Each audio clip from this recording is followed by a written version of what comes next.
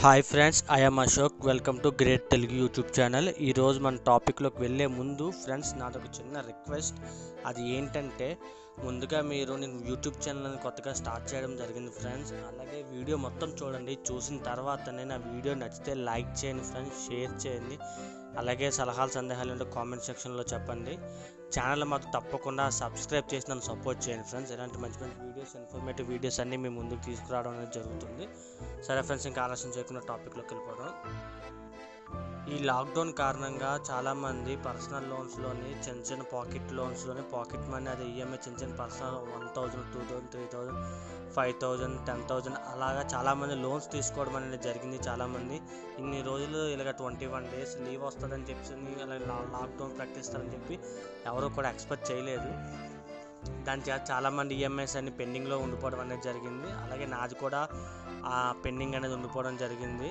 2 లోన్స్లో ఒక లోన్ అనేది క్లియర్ చేయడం జరిగింది, కొంత అమౌంట్ ఉంటే. అలాగే ఇంకొక లోన్ క్లియర్ చేద్దాం అనేసరికి నా దగ్గర అమౌంట్ అనేది అంత అమౌంట్ లేకపోవడం వల్ల నేను కట్టలేకపోవడం వల్ల వాళ్ళు రికవరీ ఏజెన్సీ అనేది నాకు కాల్ చేయడం జరిగింది. వాళ్ళతో నేను మాట్లాడడం జరిగింది 29కి అయితే. కానీ వాడు ఇచ్చిన డ్యూ డేట్కి 3 days ఎక్స్ట్రా అయ్యింది. కాబట్టి అంత చేసేలా చూసుకుందాం. ఫస్ట్గా కనుక మనం చూసుకుంటే ఇక 3 daysకి లేట్ అయినట్టు మీకు చూపిస్తుంది కదా, ఓవర్ డ్యూ పీరియడ్ 89 రూపీస్ అని.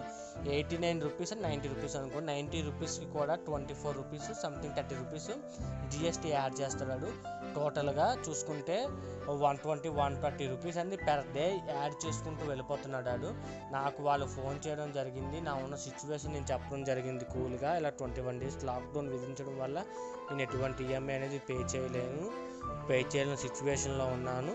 కాబట్టి నేను 3 months ఆర్బీఐ ప్రకటించింది కదా, దీనికి వర్తిస్తుందో లేదో నాకు అనవసరం. కాబట్టి నేనైతే 14th లాక్డౌన్ అయిపోతే యథావిధిగా ఇదైతే మాత్రం నేను 14th దాటిన తర్వాత ఈఎంఐ అనేది మీకు పే చేసేస్తాను. నేను చూసుకొని నాకు ఇంట్రెస్ట్ మీరు యాడ్ చేయకండి. దయచేసి నా డ్యూ డేట్ని మీరు ఆఫ్టర్ 15th April ఎక్స్టెండ్ చేయండి అని చెప్పి నేను రిక్వెస్ట్ చేయడం జరిగింది. రిక్వెస్ట్ చేస్తే వాళ్ళు ఏమన్నారంటే, నాకు హిందీ సరిగ్గా రాదు, దానివల్ల అటు ఇటు అలా మెల్లిగా మేనేజ్ చేస్తే, సారీ సార్, పూర్తిగా ఎక్స్టెండ్ చేయడం అనేది జరగదు. మీకు పెనాల్టీ అనేది పెర్ డే 30 రూపీస్ అనేది మేము ఛార్జ్ చేస్తాం. కింద డిస్క్రిప్షన్లో ఇస్తాను. టోటల్ వీడియోస్ అనేది చూడండి ఫ్రెండ్స్. Okay, bye.